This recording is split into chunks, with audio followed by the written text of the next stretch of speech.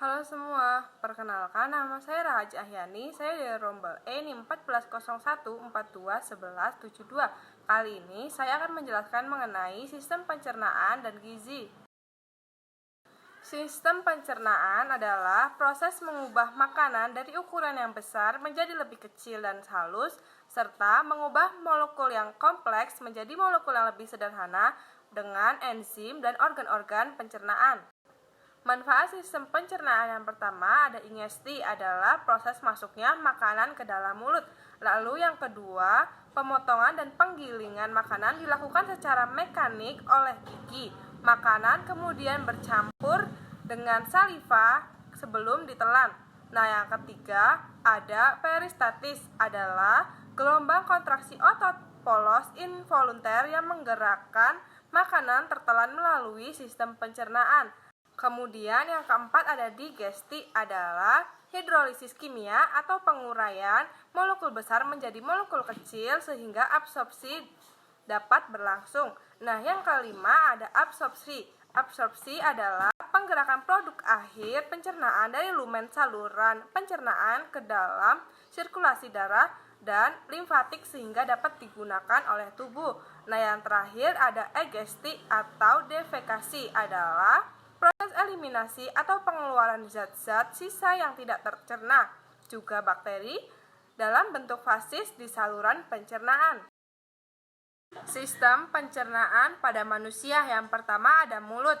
Proses pencernaan awal terjadi di mulut, tempat terjadinya pencernaan mekanik dan kimiawi. Mulut berfungsi untuk mengunyah makanan menjadi lebih halus agar mudah dicerna. Di dalamnya terdapat organ-organ pelengkap seperti gigi, lidah, dan kelenjar ludah. Nah, gigi memotong makanan menjadi potongan-potongan yang lebih kecil, lalu dibasahi oleh air liur sebelum lidah dan otot-otot mendorong makanan ke dalam faring dan melanjutkan ke dalam kerongkongan atau esofagus. Sistem pencernaan yang selanjutnya ada tenggorokan atau faring. Nah, tenggorokan atau faring ini adalah saluran pencernaan yang menghubungkan antara mulut dengan kerongkongan atau esofagus. Makanan yang ditelan dari mulut masuk melalui faring dan diteruskan ke kerongkongan.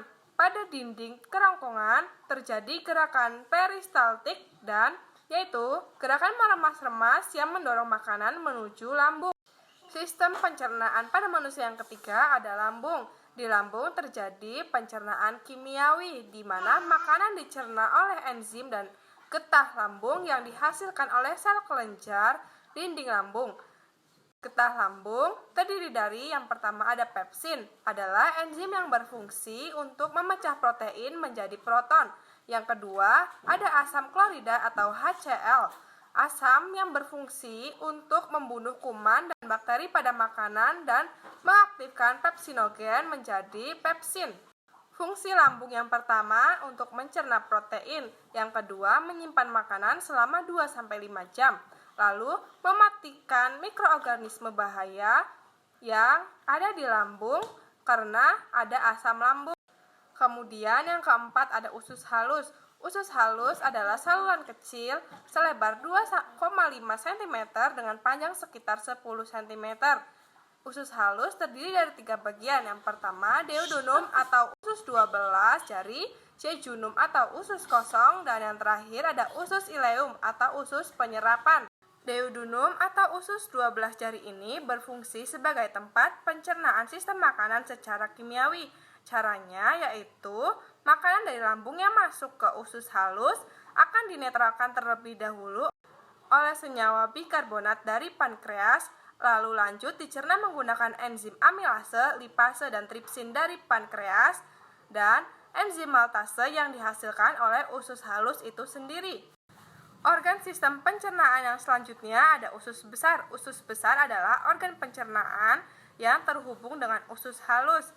Nah, sisa makanan dari usus halus yang tidak dapat dicerna dan diserap oleh tubuh berlanjut usus besar. Hal ini karena usus besar berfungsi untuk membusukkan sisa makanan tadi membentuk fases dengan dibantu oleh bakteri Escherichia coli. Usus besar ini terdapat beberapa bagian. Yang pertama ada kolon sebagai tempat pemadatan fases atau penyerapan kembali air dari zat sisa makanan. Yang kedua ada rektum, sebagai tempat menyimpan fases sementara waktu. Lalu, organ sistem pencernaan manusia yang terakhir ada anus. Anus merupakan bagian paling akhir dari saluran pencernaan yang berbatasan langsung dengan lingkungan luar. Fungsi dari anus ini adalah sebagai tempat keluarnya fases. Mekanisme pencernaan pada manusia dibagi menjadi dua. Yang pertama secara mekanik dan yang kedua secara kimiawi. Nah, yang secara mekanik adalah proses pencernaan makanan dilakukan dengan gerakan-gerakan seperti mengunyah, menelan, memompa, menghancurkan, dan meremas makanan. Tujuan dari pencernaan ini adalah untuk mengubah makanan menjadi bentuknya lebih kecil lagi. Yang kedua, mekanisme pencernaan pada manusia secara kimiawi adalah proses pencernaan yang melibatkan enzim.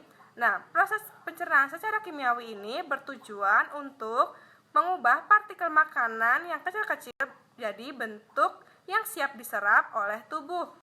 Yang selanjutnya, sistem pencernaan makanan pada hewan ruminansia. Hewan ruminansia adalah hewan pemamah biak pemakan tumbuhan atau herbivora. Sistem pencernaannya, hewan ruminansia dapat mengunyah atau memamah makanannya melalui dua fase. Fase yang pertama terjadi pada saat awal makanan masuk. Makanan hanya dikunyah sebentar dan masih dalam tekstur yang kasar. Selanjutnya, makanan akan disimpan dalam rumen lambung. Fase kedua yaitu ketika rumen sudah penuh, hewan ruminansia akan mengeluarkan makanan yang dikunyahnya tadi untuk dikunyah kembali hingga teksturnya lebih halus, kemudian makanan akan dimasukkan lagi ke lambung. Organ-organ sistem pencernaan pada hewan ruminansia yang pertama ada mulut atau cavum ossis. Rongga mulut berfungsi sebagai tempat masuknya makanan dan dimulainya proses pencernaan. Rahang hewan ruminansia dapat bergerak menyamping untuk menggiling makanan. Yang kedua ada esofagus atau kerongkongan.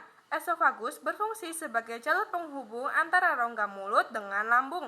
Makanan hanya melewati esofagus tanpa melalui proses apapun. Hal ini karena kerongkongan pada hewan ruminansia umumnya sangat pendek, sekitar 5 cm, tetapi mampu melebar untuk menyesuaikan ukuran dari tekstur makanannya. Makanan yang telah melewati kerongkongan lalu masuk ke dalam lambung. Proses pencernaan pada lambung yang pertama untuk menampung makanan sementara sebelum dikeluarkan kembali. Selain itu, lambung berfungsi dalam proses pembusukan makanan dan menghasilkan enzim selulase yang dapat menguraikan selulosa. Berikut ini bagian-bagian dari lambung. Yang pertama ada rumen atau perut besar, tempat penyimpanan sementara makanan yang sudah ditelan dan membantu menguraikan makanan. Lalu yang kedua ada retikulum atau perut jala, berfungsi sebagai tempat mencampur makanan hingga menjadi gumpalan-gumpalan kasar atau bolus. Selain itu, makanan akan didorong kembali ke rongga mulut untuk dimamah yang kedua kalinya. Nah, yang ketiga ada omasum atau perut buku, membantu proses penghalusan makanan secara kimiawi yang dibantu oleh kelenjar enzim dan mengurangi kadar air. Nah, yang terakhir ada abomasum atau perut masam yang berfungsi sebagai mencerna gumpalan makanan melalui enzim dan asam klorida dan sebagai disinfektan bagi bakteri yang jahat yang masuk bersama dengan makanan. Setelah melalui lambung, makanan masuk ke dalam usus halus. Usus halus berfungsi sebagai penyerap sari-sari makanan yang telah diproses di dalam lambung. Sari-sari makanan yang diserap kemudian diedarkan ke seluruh tubuh dan diubah menjadi energi. Nah, yang terakhir ada anus. Setelah sari-sari makanan diserap oleh usus halus, sisa proses penyerapan akan dibawa menuju ke anus. Nah, sisa ampas makanannya disebut akan dikeluarkan melalui anus. Materi selanjutnya ada gizi. Gizi adalah persediaan bahan-bahan atau makanan yang dibutuhkan organisme maupun sel-sel tubuh untuk bertahan hidup. Dalam ilmu pengetahuan dan dunia medis, gizi merujuk pada ilmu atau praktik konsumsi serta penggunaan makanan dalam struktur metabolisme asupan gizi yang terkandung dalam makanan yang dikonsumsi maupun mencegah masuknya beragam penyakit ke dalam tubuh. Sedemikian pentingnya gizi bagi tubuh, terkadang kalian seringkali abai mulai dari pola makan yang buruk, intoleransi terhadap makanan, hingga alergi makanan. Macam-macam gizi yang dibutuhkan oleh tubuh. Yang pertama ada protein. Makanan yang banyak mengandung protein antara lain ada susu, daging, kedelai, lalu telur, lalu keju, biji-bijian yang masih mengandung kulit ari, kacang tanah, dan lain-lain. Susu dan sejenisnya menjadi sumber protein terbaik. Kedelai juga menjadi salah satu sumber protein yang perlu dikonsumsi. Selain itu, kedelai mengandung protein yang lengkap. Kandungan proteinnya 2 kali lebih banyak dibandingkan dengan protein yang dikandung oleh daging dan lebih banyak 4 kali daripada yang dikandung oleh telur. Yang kedua ada lemak. Lemak selalu identik dengan zat yang jahat, padahal ada beberapa jenis lemak yang masuk ke dalam kategori gizi yang dibutuhkan oleh tubuh. Lemak berguna untuk memproduksi energi dan pertumbuhan, baik badan maupun otak, serta memelihara pergantian jaringan. Lemak dibagi menjadi 3. Yang pertama, lemak jenuh, lalu lemak tak jenuh tunggal, dan yang ketiga, lemak jenuh ganda. Mengurangi konsumsi lemak tak jenuh pada porsi makanan membantu meningkatkan kesehatan kita. Beberapa asam lemak jenuh atau lemak jahat yang harus dihindari adalah lemak dari daging berkaki 4 seperti domba, kambing, sapi, dan babi.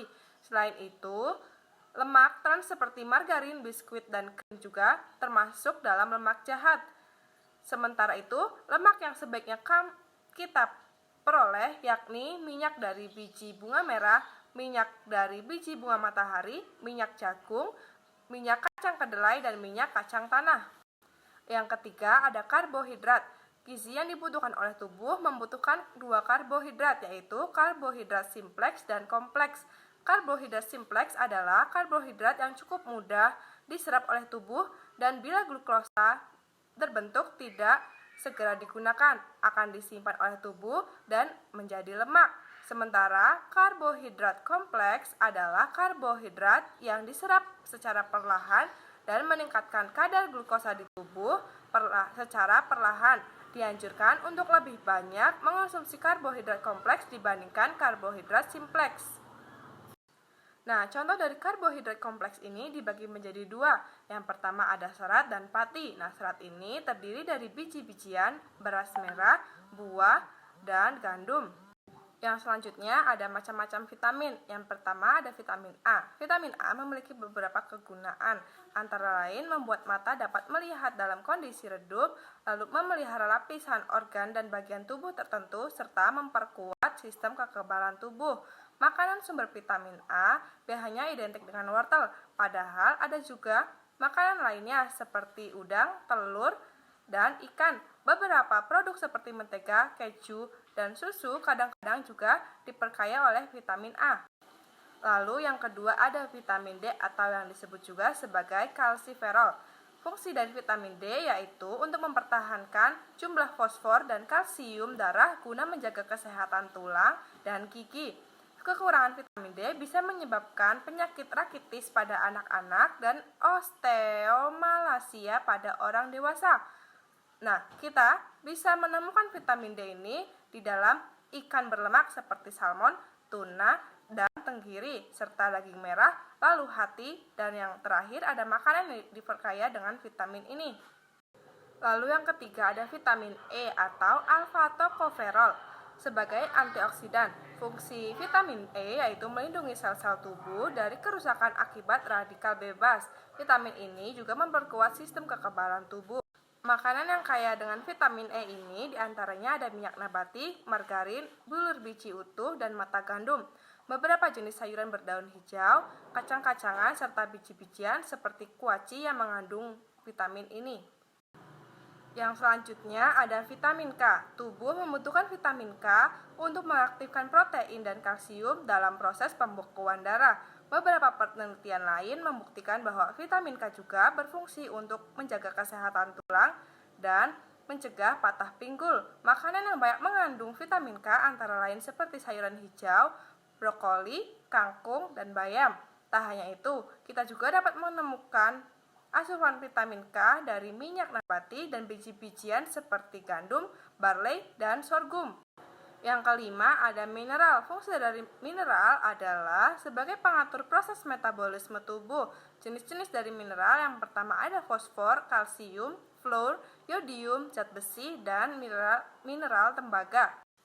Yang terakhir ada air. Fungsi utama dari air yang pertama mengangkut nutrien ke seluruh jaringan tubuh, lalu mengangkut sisa metabolisme keluar dari jaringan tubuh, dan sebagai medium berbagai reaksi kimia dalam tubuh. Terima kasih sudah menonton video ini sampai akhir. Sampai jumpa lagi di lain video.